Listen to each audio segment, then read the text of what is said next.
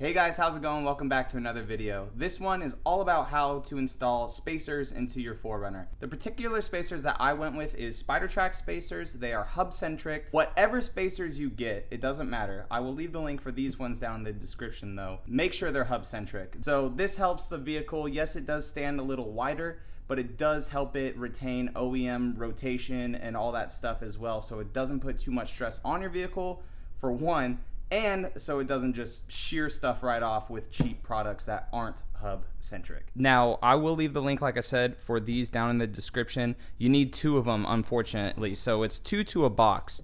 These are 1.25 inch from Spidertrax, like I said. You get one, packaged very, very nicely, actually.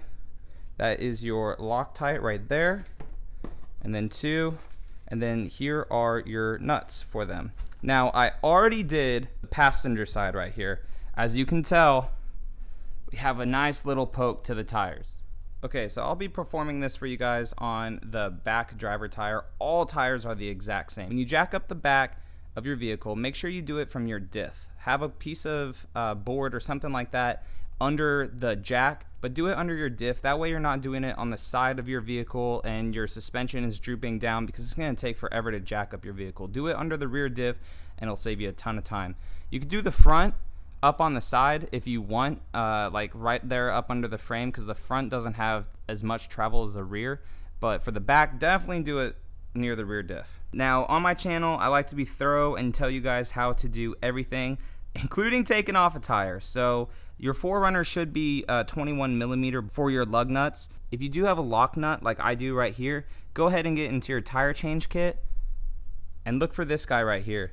This basically goes on like so, and then what you do from there is you take your 21mm socket that you have and it just attaches onto there like this. Then you use this to move that lug nut around to take it off. So before you put the spacer on, go ahead and take the Loctite that's provided. They say to do that. If you don't like Loctite, hey, to each their own, but I'm gonna do it because I get paranoid when I modify my vehicle with stuff that makes it move. So I'm gonna go ahead and put the Loctite on. Then go ahead and take the wheel spacer. Literally just goes on like that. When you take your nuts, make sure that that beveled spot that we talked about that makes it hub-centric goes in first. So go ahead and put in all 6.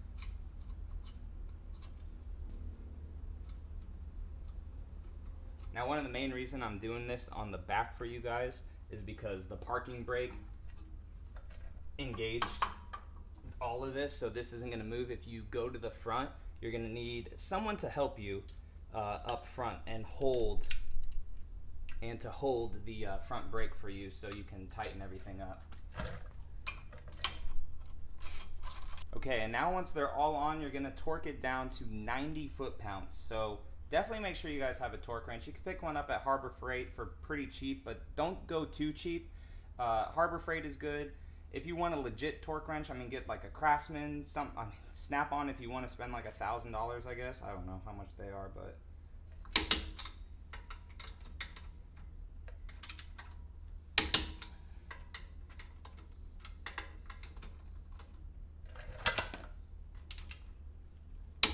and then after you drive the 50 miles, you're gonna want to take off your tire again, and basically you don't have to take this off. You just have to do what we just did with the torque wrench, but make sure it's at about 80 foot-pounds per the instructions.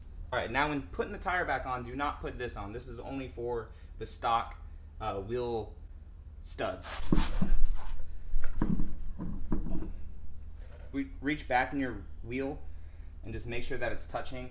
It's pretty flush, it's flat, so I know it's good. Go ahead and then just put in your original lug nuts without Loctite. No Loctite now. And it is done, guys. Look at that.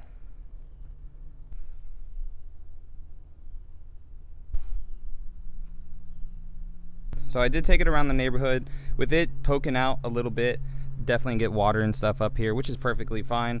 And I went to a cul-de-sac area.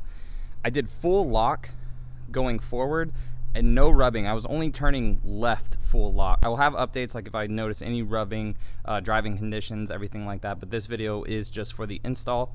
I did, however, when I was in full lock and then stopped and then threw it in the reverse, I did hear a little bit of rubbing on this side. It was like very, very mild though.